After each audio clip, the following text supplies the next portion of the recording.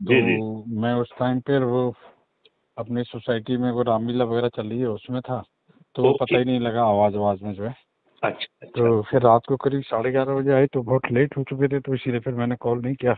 हम्म। तो मैंने सुबह देखा तो मैंने कहा अरे सर का फोन आया है, तो मैंने कहा बात करता हूँ। जी जी। आदेश करिए सर। क्या लगा आपको बात, उस दिन की बातचीत से? नहीं नहीं, मैं तो सब उसी लाइन का व्यक्ति हूँ एक्चुअली में, कि मैं प्रोफेशन मेरा जरूर ऐसा है कि मल्टीपर्पज है, क्योंकि उसमें जैसा केस वैसा मूवमेंट। लेकिन बेसिकली जो मेरी इंटरनल थिंकिंग है, एक्चुअली मेरे जो गुरु बहुत क्रिमिनोलॉजी के गोल्ड मेडलिस्ट थे, ओके। और मेरे से बहुत बोलते थे, हाई कोर्ट के जज थे, वो बोलते थे कि हमेशा जी आप क्रिमिनल केस किया करो। मेरा हम्म। दोस्त यूएस में है, वो यहीं था, और आफ्टर 14 ईयर्स जो है ना, मतलब वो नोटरी भी था, वो जो है ना यूएस शिफ्ट हो गया, और वो भी क्रिमिनल केस बहुत करता था। तो हम्म। वो भी मेरे से वहां से बोल रहा था कि अरे यार तू क्रिमिनल केस किया कर। मैंने कहा नहीं यार, मैं क्रिमिनल केस नहीं करूंगा, क्योंकि मैं अपना नेचर और उसमें जो ना ये सब चीजें नहीं लाना चाहता, क्योंकि क्रिमिनल के काम करने वालों को मैंने देखा है बहुत नज़दीक से, कि वो उनकी कहीं न कहीं अपने घर में, बाहर, सोशल सिस्टम में कुछ लैंग्वेज, कुछ टोन जो है ना उस तरह की आई जाती है। जहाँ 4 लोग खड़े रहते हैं तो कुछ निकल आती है। तो मैं तो बहुत साफ-सुथरे उसमें से करने वाला हूँ। मैं तो अगर मेरा कोई क्लाइंट भी अगर मान लीजिए कुछ गलत बोलता है, मैं इसको बोलता हूँ कि अगर तुझे कहीं तू गलत किया है तो तू मुझे अभी बता दे। मैं उसको वो करूँगा। तो मेरा तो सब बिल्कुल साफ-सुथरा। मुझे ये करप्शन और ये जो जिस लाइन पे जो आपने ये क्राइम की जो बात की है, मतलब मुझे तो ये पसंद ही नहीं। इसीलिए ना मेरा कोई थाने वालों से कॉन्टैक्ट रहता है, ना मेरा किसी पुलिस वाले से कॉन्टैक्ट रहता है, ना मेरा किसी ऐसी जगह से कॉन्टैक्ट रहता है जहाँ पर के ये लेन-देन का। और मैंने कभी लाइफ में कभी किसी को रिश्वत दी नहीं साहब, कभी नहीं दी। Got it. ओके। एक एक गलती से क्या हुआ था कि मेरा इंडस्ट्री भी है यहाँ गोंदपुरा में। तो शुरू शुरू में जो ना ये 89 90 के करीब बात थी, तो उस टाइम पे सेल टैक्स हुआ करता था। तो सेल टैक्स का नंबर, क्योंकि मेरे पास एक कैलकाटा का ऑर्डर था, तो जैसे मशीन डिस्पैच करना था, तो उन्हें लगे कर यार वो तो बिना सेल टैक्स के है ना, वो बिलिंग करना पड़ेगा और ये करना पड़ेगा, बिना सेल टैक्स के ऐसा नहीं होता वैसा नहीं होता। तो मैंने सेल टैक्स के लिए, एक मेरे बहुत नियर एंड डियर थे, मेरे मतलब फैमिली टर्म्स के साथ साथ मेरे घर के साथ पास में ही थे। तो मैंने उनको बोला, अगर आपने कभी देखा हो, एक एम के नेमा होते थे गवर्नमेंट ऑफ मध्य प्रदेश में अकाउंट ऑफिसर।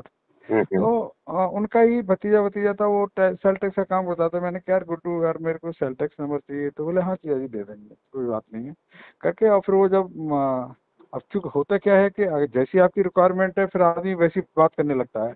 तो वो मेरे से बोलने लगा कि जी जी वो सेल टैक्स ऑफिसर जो है ना, उसको कुछ लेना देना पड़ेगा। तो मैंने बोला, मैंने कहा यार देख गुड्डू, मैं ये सब काम नहीं करता हूँ। अब जो कुछ करना है वो तो तुम्हारे हाथ से करना, मैं अपने हाथ से कभी किसी को नहीं दूंगा कुछ। ये मेरा प्रिंसिपल है। तो उसने मेरे से बोला 2000 2500 रुपये मांगा, मैंने उसको दे दिया। मैंने कहा अब तेरी ईमानदारी, तेरी नियत तेरे साथ में। और वो दे दिया मैंने उसको, तो उसी ने दिया, मैंने कुछ नहीं दिया किसी को। तो सर मैं उस लाइन में बिल्कुल भरोसा भी नहीं करता। मैं अपनी मेहनत का अपनी जेब से लगाने की जरूर हिम्मत रखता हूँ, कि अगर कहीं किसी को कोई परेशानी हो तो मैं कर सकता हूँ। और इसीलिए साहब मैं न देखिए, मेरे यहाँ पे कोई आईएएस आईपीएस है, न मेरे यहाँ कोई नेता अभिनेता है, न मेरे यहाँ कोई राजा महाराजा है। और मेरा सोशल सिस्टम बहुत अच्छा है, और वो बहुत इसीलिए बहुत है। अच्छा, बहुत अच्छा। मैं उपभोक्ता संरक्षण सलाहकार समिति मध्य प्रदेश का प्रेसिडेंट हूँ, कंज्यूमर कोऑर्डिनेशन काउंसिल का मेंबर हूँ। मैं नेशनल लेवल पे मेरा का मतलब जो मैं रेलवे बोर्ड का मेंबर रहा। मैं जोनल एडवाइजरी बोर्ड में एलआईसी में रहा। मैं जो है ना डीआरईसीसी मेंबर कितनी बार रहा, जेडआरईसीसी मेंबर रहा। ये सब मैं अपने लेवल पे रहा। मतलब मेरे को किसी ने कही कि मैं किसी को अप्रोच करूं, या किसी को लोग बुला बुला करके मुझसे, क्योंकि मैं कंज्यूमर फील्ड में इतने सोशल सिस्टम में था कि अगर जैसे मान लीजिए कोई मेरा अपना वाला है, अगर उसने कोई फ्रिज ले लिया, फ्रिज में अगर मान लीजिए महीने 15 दिन में 2 महीने में अगर कोई प्रॉब्लम आई, और उसने बोला कि यार वो मेरे लिए केस के लिए आया है, सर मैंने ये 3 महीने पहले फ्रिज लिया था और इसमें ये प्रॉब्लम आ रही है, मैं उससे बात कर रहा हूँ तो वो 700 रुपये मांग रहा है, 500 रुपये मांग रहा है। तो मैंने क्यों मांग रहा है, तो बोलने लगे अरे साहब वही तो वो मेरे लिए कंज्यूमर केस के लिए आता था। और कंज्यूमर जस्टिस एस के दुबे, आपने नाम सुना होगा, जो पुतूलाल दुबे के बेटे थे, वो मेरे से इतने इंस्पायर थे साहब को, उन्होंने ही मेरे को बोला कि यू विल बी एडवोकेट। और सिविल कोर्ट में आई, मैं सिविल कोर्ट में नहीं आया, मैं सिविल कोर्ट में आई, मैं सिविल कोर्ट में फिर मैंने जाना शुरू किया, प्रॉपर केस में जाना शुरू किया। तो साहब मैं जो ना, अब वो 3 महीने बाद जब आता था, और मैंने मुझे मालूम था कि इसे 3 साल लग जाएंगे इस बात के लड़ने के लिए, इसका फ्रिज पुराना हो जाएगा, इसकी नीयत खराब हो जाएगी, ये क्या सोचने लगा मेरे बारे में। तो मैंने कहा, कोई बात नहीं यार, मैंने कहा मैं देखता हूँ इसको। तो मैं डायरेक्ट कंपनी से फिर बात करता था, और मेरी कोशिश होती थी कि अगर मैं उसको मैन्युफैक्चरिंग अगर प्रॉब्लम में ला सकता हूँ तो मैं इसको रिप्लेस कराता था, अदरवाइज उसका जो भी रिपेयरिंग हो सकती है उसकी रिपेयरिंग कराता था विदाउट एनी चार्ज। मैं ये करता था, और साहब उसका मेरे को वो आनंद मिलता था, मेरा दिल वो आनंद, मेरा प्रसन्न होता था कि मुझे ये नहीं लगता था कि यार मैंने किसी के साथ में, मेरे साथ वाले मुझसे बोलते थे यार यार क्या यार मिश्रा यार, वो तुम अगर चैरिटी करने लगा है तो मतलब जो है ना इसमें ऐसा है तो ऐसा है। मैंने कहा यार देख, मुझे जितनी शांति मिली, और आशा गुप्ता जी मैं आपको मतलब बता नहीं सकता, मेरी वाइफ का 2014 में एक्सीडेंट हुआ और चेतक ब्रिज पे ही, और she was on ventilator 1 month and 26 days. ओहो। और मेरे बच्चे हायर एजुकेशन में थे, मेरी बिटिया का बिल्कुल कैंपस सिलेक्शन हो चुका था, वो मैं उसने कंप्यूटर साइंस से उसने इंजीनियरिंग करने के बाद में एमटेक उसका उस पर था, इंटरव्यू चल रहा था, और उसी बीच में ये हो गया। मेरी वाइफ इसमें हमीदिया हॉस्पिटल में नर्सिंग सिस्टर थी। तो मतलब साहब मैं बता रहा हूँ कि ये सब मतलब वो भी बहुत डिवोटी हैं सोशल सिस्टम में, और बड़े हेल्पिंग हैंड है मतलब जो ना। तो उनके और हमारे दोनों के जो कर्म को मिलने की वजह से, और आज वो मेरे साथ है साहब। आज डॉक्टर भी ये कहता है कि अरे साहब आपके अच्छे कर्मों की वजह से आप चलती फिरती हो, नहीं तो आपको माला डर गई होती आपके। अरे ये सही बात है, हम जो करते हैं वही हम पाते हैं। अगर आप सही हैं, ईमानदार हैं, तो उसका रिटर्न आपको ऊपर वाला देता है। सब नीचे वाले से तो आप भरोसा कर ही नहीं सकते कुछ भी, नीचे वाले तो सिवाय आपको गालियों के अलावा कुछ नहीं देंगे। यही जो जिस कॉलोनी में आप देखिए, परसों जो आए हैं। बात आप कह रहे हैं मिश्रा जी, ये आप अपने इंटरनल की बात कर रहे हैं। What about the external environment? हाँ, एक्सटर्नल एनवायरनमेंट तो जो आपने जो शुरू किया है इसको सुधारने के लिए, तो आपने एक्सटर्नल एनवायरनमेंट शुरू किया है ये सब। नहीं मिश्रा जी, मेरा कहना ये है कि इसमें आपकी और आपसे जुड़े हुए लोगों की, आपसे जुड़ी हुई संस्थाओं की क्या भूमिका हो सकती है, ये विचारण करना होगा।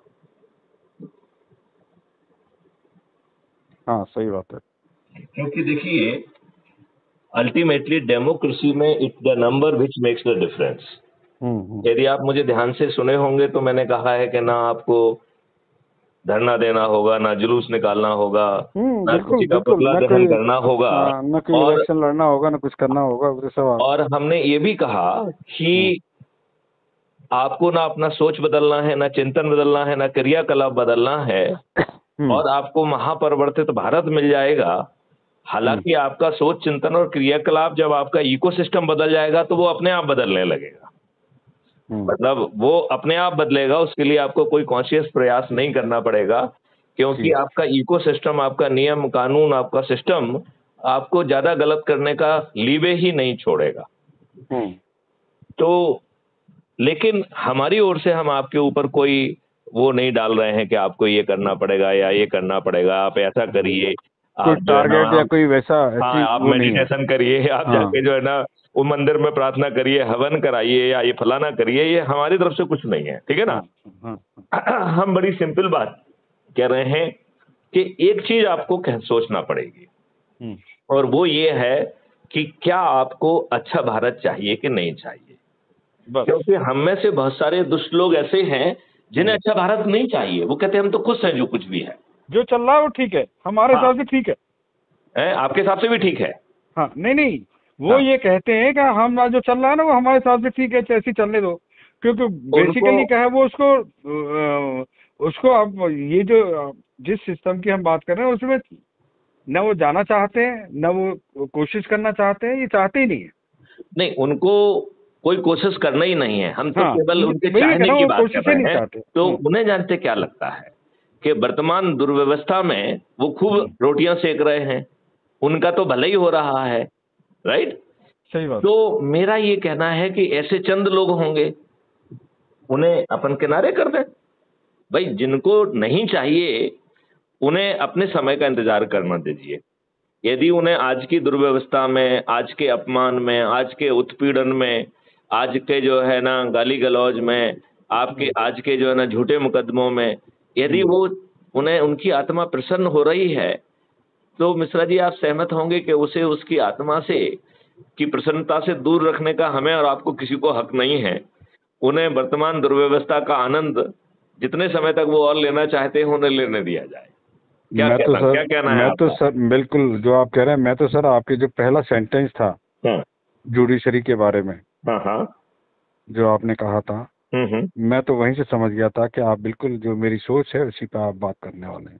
जी जी जी जी जी। क्यों, मैं तो जिस सिस्टम में हूँ, जुडिशरी सिस्टम में ही हूँ, और मैं आजकल देख रहा हूँ कि कितनी गंद है उसके अंदर, कितना बदलाव चाहिए, कैसा चाहिए, क्यों चाहिए, ये शायद आपने शुरू किया है तो आपको मालूम है, और मैं तो देख रहा हूँ, रोज देख रहा हूँ सब।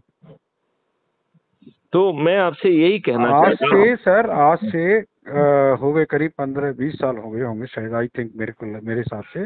एक अनुपम श्रीवास्तव होते थे, वो हाई कोर्ट भी चले गए थे शायद बाद में, यहाँ स्पेशल जज थे एट्रोसिटी में। तो आप भी रहे होंगे उस पिक्चर में कहीं ना कहीं जो है। तो क्या हुआ कि एक केस में, मतलब मैं क्रिमिनल नहीं करता था, लेकिन चूंकि एक मेरे वाले थे तो उन्होंने मतलब मेरे को बोला, फिर मैंने उसको मेहनत करके उसको केस को किया, तो सब एक डेट हुई, 2 डेट हुई, 4 डेट हुई, उसमें मेरा फाइनल आर्गूमेंट में केस था।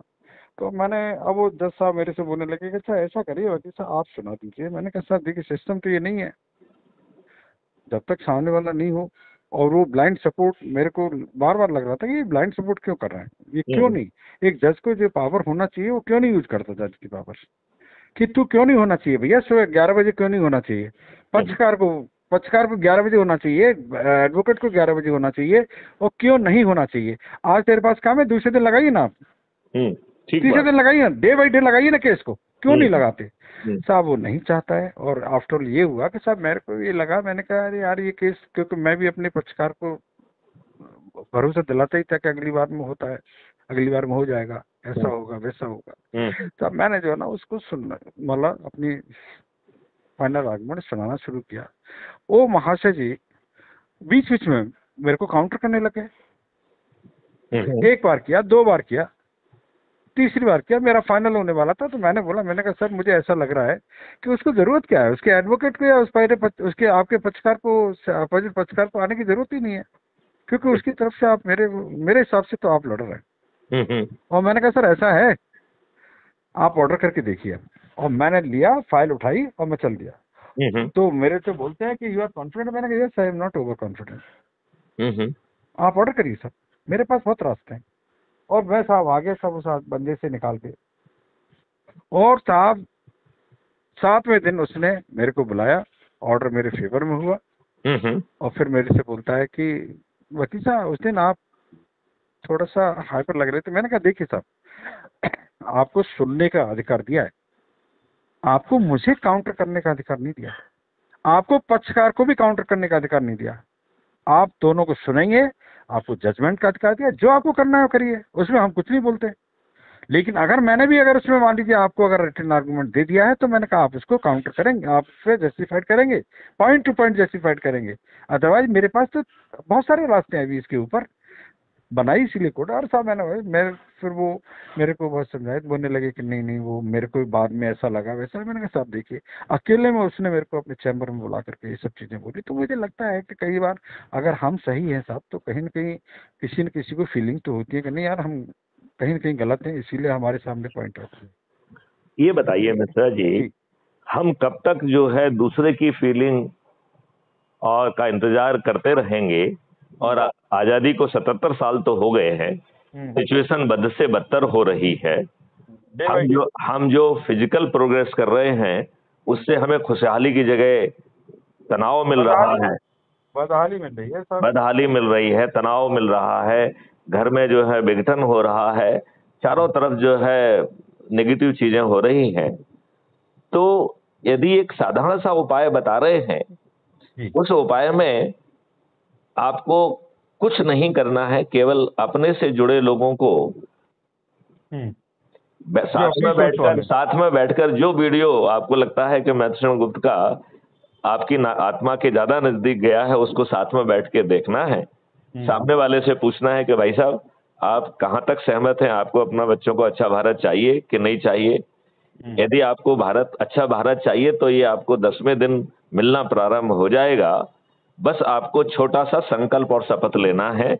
क्या आप संकल्प और शपथ लेंगे? और वो भी साधारण सी संकल्प और शपथ है। कोई मंदिर मस्जिद में नहीं जाना है। हाँ, क्योंकि वो शपथ केवल इतनी ही है कि हम अपने परिवार के, अपने रिश्तेदार, अपने मित्र, अपने पड़ोसी और आसपास जो है जिन संगठनों से हम जुड़े हुए हैं, उन संगठनों में 10 ऊर्जावान लोगों को खोजेंगे और उनके सामने यही बात रखेंगे और उन्हें और संकल्प और शपथ दिलाएंगे।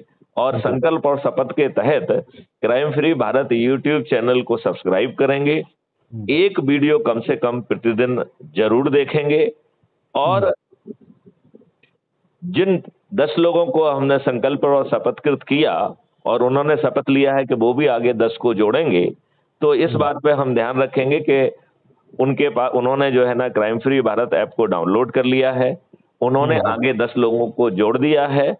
और यदि वो 10 लोगों को नहीं जोड़ पाए और हमारे माध्यम से जुड़े हुए हैं, लिहाजा हमारा कर्तव्य बनता है कि हम उनसे फॉलोअप फोन करें और उनको मोटिवेट करें।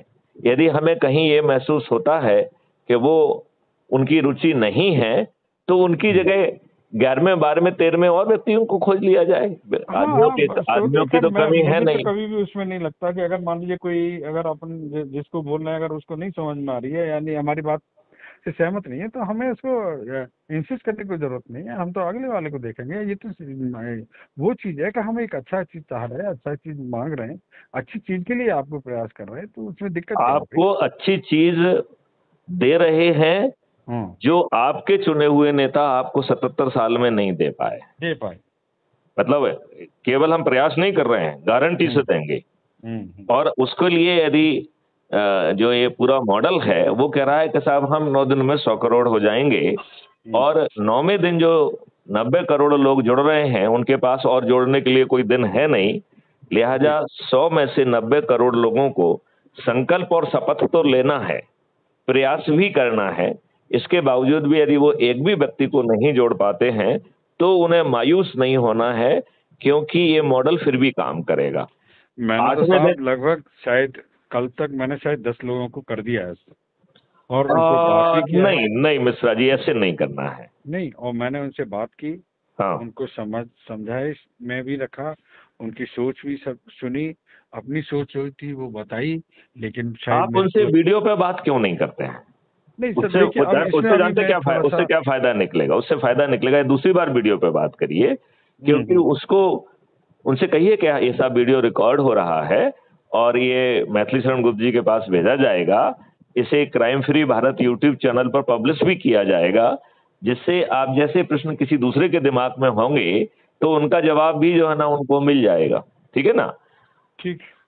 तो और यदि वो जो है संकल्प और शपथ ली, ये बहुत जरूरी है। और संकल्प और शपथ इतनी ही है कि crime free Bharat YouTube channel को सब्सक्राइब करना है, क्राइम फ्री भारत को ऐप डाउनलोड करना है, अपना फोटो डालना है, 2 लाइन लिखना है, जहां रहते हैं उसका एरिया पिन कोड डाल के सबमिट करेंगे तो वो ऐप आपको auto generated photo identity card जारी कर देगा।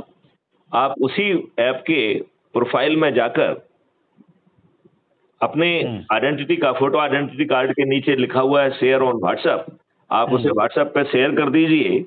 तो ये इतना प्यारा जो है ऐप है कि ये आपका मैसेज ऑटो जनरेट करता है और आपकी एक लिंक ऑटो जनरेट करता है।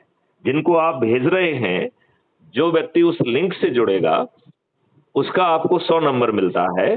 10 लोगों को जोड़ने पर आप जिलाधिकारी बन जाते हैं, 50 लोगों को जोड़ने पर आप राज्य अधिकारी बन जाते हैं, और 100 लोगों को जोड़ने के बाद आप राष्ट्रीय अधिकारी बन जाते हैं। और यदि आपको लगता है कि मैं राष्ट्रीय अधिकारी बन गया हूं, अब मुझे और कुछ जिम्मेवारी भी चाहिए, तो उसके लिए फिर आपको व्यक्तिगत अनुरोध करना पड़ेगा कि साहब मुझे इसमें आनंद आ रहा है और मैं इसमें और अच्छी भूमिका निभाना चाहता हूं। अच्छा, ये सब काम करने के बावजूद भी हम जैसे ही हम 100 करोड़ होते हैं तो हमें अगले चुनाव का इंतजार नहीं करना है। हमें इन्हीं राजनेताओं से कहना है कि साहब ये मॉडल्स हैं, ये 21 लक्ष्य हैं, और ये 21 लक्ष्य भी उसी ऐप में दिए गए हैं। यदि आप अबाउट द कम्युनिटी को खोलेंगे तो उसमें वो सब लक्ष्यों के बारे में विस्तार में दिया गया है। जो लक्ष्य हैं वो उसी ऐप में बड़े विस्तार से समझाए गए हैं। और तो आपको जो है, जो जब आप उसको शेयर करेंगे अपनी लिंक से, तो जो भी जुड़ेगा तो उसके रेफरेंस में आपका नाम आएगा, राइट। और यही काम उसे संकल्प और शपथ के साथ करना है। तो बताइए, उसका ना तो बहुत ज्यादा समय लग रहा है, ना उसका जो है कोई उसको नेगेटिव काम करना है, ना जुलूस धरना, कुछ भी नहीं करना है, और ना वो किसी को गाली दे रहा है, ना किसी को क्रिटिसाइज कर रहा है। सर अपन ने कहीं ऑफिस वगैरह डाला है क्या? हाँ, इसका मेरे घर में ही ऑफिस है। रेजिडेंस कहाँ पर है? मेरा रेजिडेंस जो है वो कोलार रोड दानिशकुंज में एक आईपीएस कॉलोनी है, उसमें बंगला नंबर 12 है। ये कहाँ पड़ती है आईपीएस कॉलोनी? ये कोलार रोड पर है। कोलार रोड पे लैंडमार्क क्या है इसका? दानिशकुंज चौराहा। दानिशकुंज चौराहा DK2 DK3 DK4 DK3 में पड़ता है, दानिश चौराहा पर ही है। ये एक हॉस्पिटल है, सिद्धार्थ हॉस्पिटल। सिद्धार्थ हॉस्पिटल से आगे जाएंगे तो आपको दानिश चौराहा मिलेगा। दानिश चौराहा पर राइट ये है। उसके सामने जो है एक ऑर्थो हॉस्पिटल भी है, साइड में जो है ना बीकानेर स्वीट भी है। और यदि और आप आगे जाएंगे तो जो है जेके हॉस्पिटल है। नहीं, और वो देखा हुआ मतलब। हाँ, वो तो आपने जब दानिश चौराहा बता दिया, वहाँ से कितनी दूर है लगभग आपसे? दानिश चौराहे पर ही है। टाइमिंग क्या रखा है? कभी आप बस फोन करके कभी भी आ जाइए। चलिए ठीक है। एक्चुअली मैं अभी कोर्ट के लिए तैयार हो रहा था, तो जी। तो मैं बेसिकली क्या है, थोड़ा फुर्सत से ही आपको सोच रहा था कॉल करूंगा, इसीलिए मैंने सुबह कॉल किया था। तो अभी है ना, चलिए अभी आप पहले कोर्ट निकलिए। हाँ। और अपन रात में बात करेंगे। और हम तो जो है वो वीडियो पर भी लाइव चर्चा करते हैं, तो उसमें जो है ना कहीं आपको आने जाने की वो अड़चन भी नहीं रहेगी, ज्यादा जरूरत। हाँ, सही बात। हाँ, तो उसमें क्या है, वो लाइव रहती है, उसे लोग बाग तब भी देख सकते हैं, उस समय कमेंट भी कर सकते हैं, और बाद में उस चर्चा को जो है ना शेयर भी कर सकते हैं, क्योंकि ये crime free Bharat YouTube channel पर ही अपलोड होती है। ठीक। तो हमें जो है, मुझे ये लगता है कि जैसे आप इतनी सारी संस्थाओं से जुड़े हुए हैं, उनमें आपके साथ सैकड़ों लोग जुड़े होंगे। हाँ, सैकड़ों लोग। तो उन सैकड़ों लोगों में कुछ लोग तो ऐसे होंगे जिन्हें आज की व्यवस्था से व्यथित होंगे, जिन्हें ये पक्का विश्वास हो चुका है कि अब जो है हमारे राजनेता हमें अच्छा भारत देने की ना तो सोच रखते हैं, ना चिंतन रखते हैं, ना क्षमता रखते हैं, और उन्होंने अपने चारों तरफ असामाजिक तत्वों का, गुंडों का और मावालियों का जमघट इकट्ठा कर लिया है। वो भय कारित करता है। अच्छा। नहीं करता है। नेताओं के आसपास जो जमावड़ा होता है वो अच्छे लोगों का जमावड़ा नहीं है, वो गुंडा मावाली और असामाजिक लोगों का जमावड़ा है, जो अपने लाभ के लिए नेताजी से चिपके रहते हैं, और इनमें से अधिकांश कोई काम नहीं करते हैं। फिर ये इतनी लेविश जिंदगी कहाँ से जी रहे हैं? सही बात है ना। देख रहे हैं ना आप, 2 दिन से आ तो रहा है पेपर में।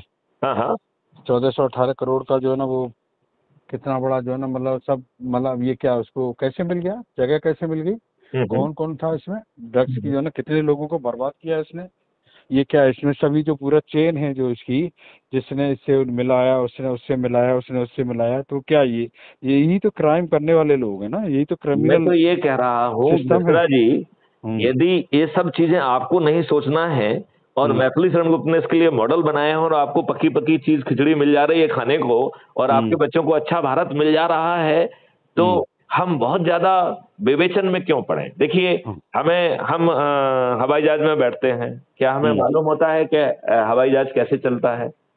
हमें ये नहीं मालूम होता है कि हवाई जहाज जो है ना लैंडिंग कैसे करता है, टेक ऑफ कैसे करता है, वो ऑटो पायलट मोड में कैसे नेविगेट करता है। लेकिन हम उन सब चीजों को समझने की कोशिश करते हैं क्या? नहीं, हम उसे एंजॉय करते हैं।